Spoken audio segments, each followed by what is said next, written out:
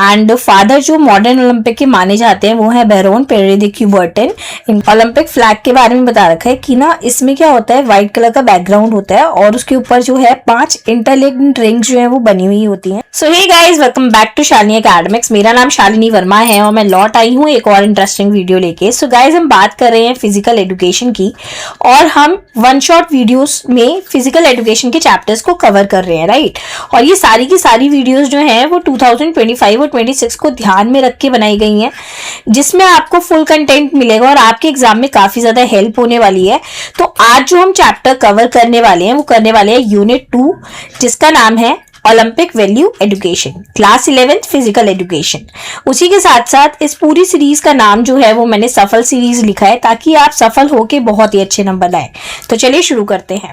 सो यहाँ पर आपको कंटेंट मिल जाएगा जो हम पढ़ने वाले हैं। तो हम क्या क्या देखने वाले हैं, हम पढ़ने वाले हैं ओलंपिज्म क्या होता है, ओलंपिक वैल्यू एजुकेशन क्या होती है, उसी के साथ साथ एंशिएंट और मॉडर्न ओलंपिक्स के बारे में देखेंगे, ठीक है। और ओलंपिक के सिंबल, मोटो, फ्लैग, ओथ, एंथम के बारे में देखेंगे, ओलंपिक मूवमेंट स्ट्रक्चर के बारे में देखेंगे। सो गाइज, अब हम बात करेंगे ओलंपिज्म के बारे में। सो ओलंपिज्म क्या होता है, देखो ओलंपिज्म सिर्फ एक स्पोर्ट नहीं है बल्कि कि एक इंटरनेशनल स्पोर्ट है और इसमें सिर्फ इंसान खेलने के लिए नहीं जा रहा है, बल्कि कि उसमें बहुत सारी चीजें डेवलप होंगी, उसकी विल, उसकी बॉडी, उसका माइंड, ये 3 चीजें जो हैं उस पर फोकस करता है ओलंपिज्म। उसी के साथ साथ क्या करता है, वो कल्चर को स्पोर्ट्स के साथ जोड़ता है और इंटरनेशनल कोऑपरेशन जो है बनाता है, क्योंकि अलग अलग देश और अलग अलग देश के लोग जो हैं वो आते हैं और आपस में खेलते हैं। और ये एक बहुत ही ज्यादा फेमस स्पोर्ट है जो कि आपके करियर में भी बहुत ज्यादा बूस्ट लेके आता है। सो नेक्स्ट आ जाता है कोर वैल्यूज ऑफ ओलंपिज्म। सो इसकी 3 वैल्यूज है, एक्सीलेंस, फ्रेंडशिप एंड रिस्पेक्ट।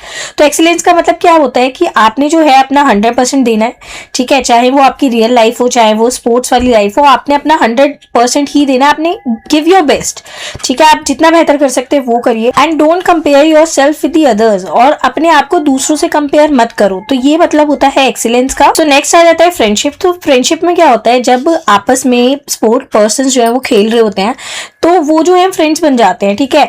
वो कोऑपरेट करते हैं, वो लोग जो है एक दूसरे से चीजें सीखते हैं, तो अंडरस्टैंडिंग डेवलप हो जाती है। सो गाइज, लास्ट वन है रिस्पेक्ट। सो रिस्पेक्ट जो है इसमें ये चीज है कि हमें जो है रूल्स को फॉलो करना है, फेयर प्ले करना है और अप्रिशिएट करना है एक दूसरे को। सो देखो, वहां तक पहुंचना जो है वो इजी नहीं है। ओलंपिक गेम्स में पहुंचना एक बहुत बड़ी अचीवमेंट है। तो अगर किसी के लाइक चोट लग जाती है तो ये हमारी मॉरल ड्यूटी बनती है कि हम उस इंसान को जाके देखें कि उसको कितनी लगी है, ज्यादा तो नहीं लगी है।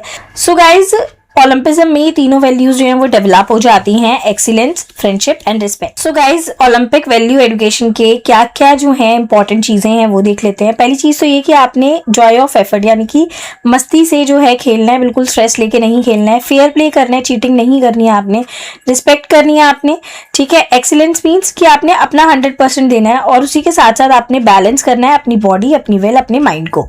तो इतना आई होप आपको क्लियर हो गया होगा। आगे बढ़ते हैं। सो गाइज, अब हम बात करेंगे एंशिएंट एंड मॉडर्न ओलंपिक्स के बारे में। तो चलिए देख लेते हैं। सो सबसे पहले आता है एंशिएंट ओलंपिक के बारे में। तो जैसे कि आप जानते हैं कि एंशिएंट ओलंपिक की जो शुरुआत है, जो पुराने जमाने में ओलंपिज्म खिलाए जाते थे, वो बेसिकली ग्रीस में स्टार्ट हुए थे, 776 BCE में हुए थे, ठीक है। उसी के साथ साथ मैं आपको बता दूं, सो गाइज, ओलंपिक गेम्स को उनका नाम कैसे मिला, तो एक ना माउंट ओलंपस नाम का जो है एक माउंटेन है, ग्रीस में सबसे ऊंचा माउंटेन है, उसी की वजह से इनका नाम जो है वो ओलंपिक पड़ा। उसी के साथ साथ ये उनके जो भगवान हैं ज्यूस, उनको ऑनर देने के लिए जो है ये गेम खिलवाए जाते थे। लेकिन 394 AD में, ठीक है, एक रोमन एम्परर था जिसने जो है सब कुछ तबाह कर दिया था। उनका नाम था थियोडियस और उन्होंने सारे स्टेडियम को डिस्ट्रॉय कर दिया था। उसके बाद जो है एंशिएंट ओलंपिक्स जो है वो नहीं खिलवाए जाते थे। आगे बता रखा है कि एंशिएंट ओलंपिक्स के जो स्टेडियम डिस्ट्रॉय होने से पहले जो गेम खिलाए जाते थे वो थे रनिंग, जंपिंग, थ्रोइंग। आगे दे रखा है रेसलिंग। आगे दे रखा है मॉडर्न ओलंपिक गेम्स के बारे में। 1896 एथेंस में इसकी शुरुआत हुई, अगेन ग्रीस में। एंड फादर जो मॉडर्न ओलंपिक के माने जाते हैं वो है बैरोन पेरे दे क्यूबर्टन। इनका नाम आपको याद रखना है। ओलंपिक गेम्स जो हैं वो वर्ल्ड वॉर की सिचुएशन में कैंसिल भी हुए हैं 1916 में और 1940 से लेके 1944 के बीच में। तो अगर किसी कंट्री में वॉर की सिचुएशन है तो ओलंपिक रोक दिए जाते हैं, या पेंडेमिक आ चुका है जैसे कि कोरोना आया था तो भी पोस्टपोन हो गए थे।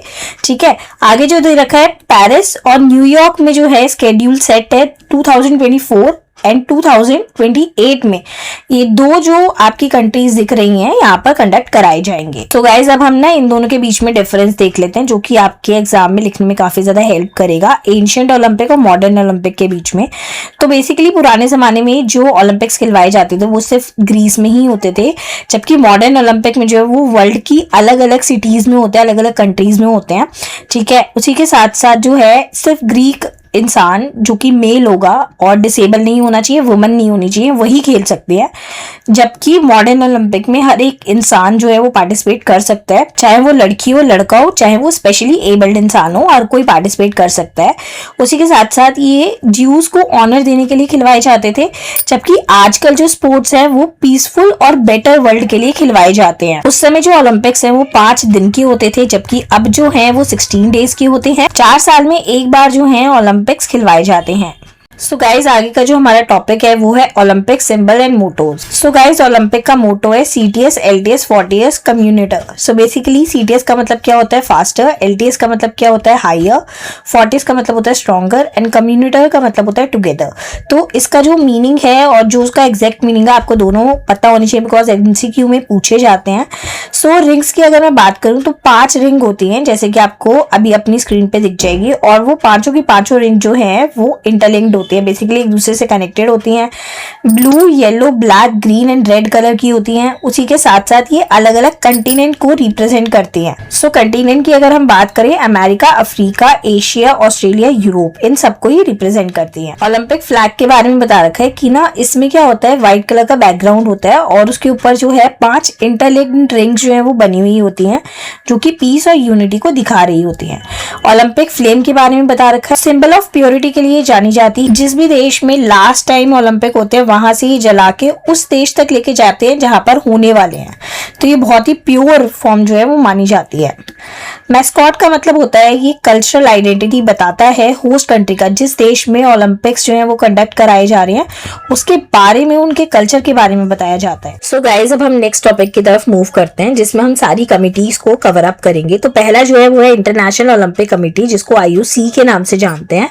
Second is national Olympic committee, NOC के नाम से जानते हैं। नेक्स्ट जो है वो है international federation of different sports, ठीक है, IFS के नाम से जाना जाता है। Last organizing committee of Olympic games, OCOG। अब इनके बारे में हम एक एक करके समझते हैं। सो गाइस बात करते हैं IOC के बारे में। सो बेसिकली इसको क्रिएट करा था पेरे दी क्यूबर्टन ने 23 जून 1894 में। इनके जो फर्स्ट प्रेसिडेंट रहे हैं वो रहे हैं दिमित्रिस विकलस। उसी के साथ साथ हेडक्वार्टर कहाँ पर है, लुजेन स्विट्जरलैंड में है, और ये मेन गवर्निंग बॉडी होती है NOC की। ठीक है, उसी के साथ साथ जो ऑफिशियल लैंग्वेज है जिसमें इनका कामकाज होता है वो इंग्लिश और फ्रेंच है। कमेटी ऑर्गेनाइज करता है summer and winter Olympic games. So guys आगे बढ़ते हैं द रोल ऑफ IOCs। तो आपने जो है कोई भी 5 से 6 याद रखने हैं, ठीक है, और वही आप लिख के आ सकते हैं। आधे से ज्यादा जो चीजें हैं वो आपको डेफिनेशन में मिल जाएंगी। तो पहला तो है to encourage and support the promotion of ethics in sports. ठीक है, बेसिकली स्पोर्ट्स को और आगे ले जाना। आगे जो है फेयर प्ले से हमने खेलने हैं सभी स्पोर्ट्स को, रेगुलर होते रहें, ठीक है, ओलंपिक गेम्स। ठीक है, सो बेसिकली आगे जो दे रखा है वो ये दे रखा है कि हमने यूनिटी को जो है और ज्यादा स्ट्रॉन्ग करना है ओलंपिक गेम्स के थ्रू। हमने जो है ऐसे रूल्स बनाने हैं कि किसी भी इंसान के साथ जो है वो डिस्क्रिमिनेशन ना हो, और नजर रखनी है कि हो भी ना हो। अगर ऐसा होता है तो ये जो कमेटी है वो एकदम से एक्शन ले उस चीज के अगेंस्ट। उसी के साथ साथ वुमेन का पार्टिसिपेशन भी इंश्योर करती है कि औरतें जो है वो भी खेलें, वो भी जो है पार्टिसिपेट करें, उनको भी इक्वल राइट मिले। सो गाइज नेक्स्ट टॉपिक के बारे में डिस्कस करते हैं, नेशनल ओलंपिक कमिटीज, NOCs। तो NOCs क्या होती हैं, बेसिकली ये देश के बिहाफ पे काम करते हैं। जैसे कि ये ना एक कंट्री की होंगी, अपनी अपनी कंट्री की अलग अलग होती है, जबकि जो IOC था वो पूरे वर्ल्ड की एक होती है। ये क्या होती है, IOC के अंडर रह के काम करती है। उसी के साथ साथ जो है ये सारी इंफॉर्मेशन जो है वो IOC को भी देती है। सो यहाँ पर मैंने लिख दिया कि IOC सबसे ऊपर है, उसके नीचे जो है NOC और IFS दोनों मिलके इसको रिपोर्ट करते हैं। सो गाइज इसका एम क्या है, it promote protect and develop Olympic movement. ठीक है, तो ओलंपिक को प्रमोट करना, प्रोटेक्ट करना और डेवलप करना, ये सब चीज़ों का ध्यान रखती है।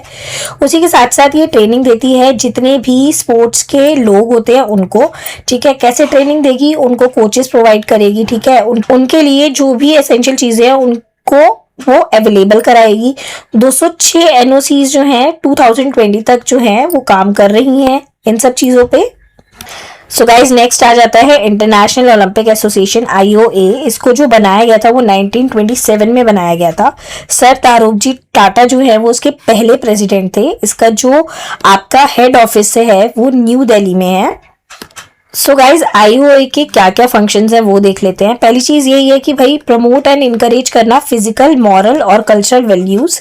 ठीक है, उसी के साथ साथ रूल्स और रेगुलेशन जो है वो गेम्स में अच्छे से जो है इम्प्लीमेंट करना और नज़र भी रखना, ट्रेनिंग देना जितने भी प्लेयर्स हैं उनको, स्पॉन्सरशिप जो है मिलना प्लेयर्स को जो डिज़र्व करते हैं, फंड की अरेंजमेंट करता है जो भी स्पोर्ट प्रोग्राम कंडक्ट कराया जाएगा, और उसी के साथ साथ कैसे वो ट्रेनिंग के लिए भी पैसे प्रोवाइड करा सकते हैं प्लेयर्स को, इन सब चीज़ों पे ध्यान देता है। सो गाइज नेक्स्ट जो है वो है द इंटरनेशनल स्पोर्ट्स फेडरेशन। इसका जो मेन पर्पस होता है वो क्या करते हैं, ये ना प्रपोजल्स रखते हैं IOC के सामने किस तरीके से ओलंपिक गेम्स को बेहतर बनाया जाता है, प्लेयर्स की ट्रेनिंग को हम कैसे बेहतर कर सकते हैं, इन सब चीज़ों से रिलेटेड जो आइडियाज हैं वो IOC के सामने रखती है IFS। उसी के साथ साथ क्या होता है, जितनी भी कंपटीशन के लिए इम्पॉर्टेंट चीज़ें हैं उनको अवेलेबल कराती है। ठीक है, और ट्रेनिंग की साइट क्या होगी, ठीक है, इक्विपमेंट से रिलेटेड चीज़ें जो हैं वो सब कुछ प्रोवाइड कराती है एज पर दी रूल्स। ये फेडरेशन ये भी ध्यान रखती है कि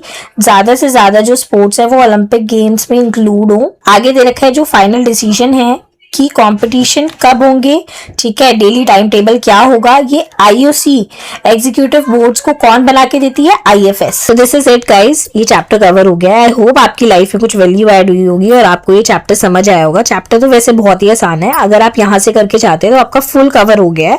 सो आई होप अपने पेपर में आप काफी अच्छे मार्क्स लेके आए। All the best. और ऐसी वीडियोज जो है मैंने और भी डाली हुई है, आप वो देख सकते हैं। So thank you for joining this class, and जितना हो सके इसको आप शेयर कर दो, लाइक कर दो, सपोर्ट कर दो, because all your support matter to us. Thank you.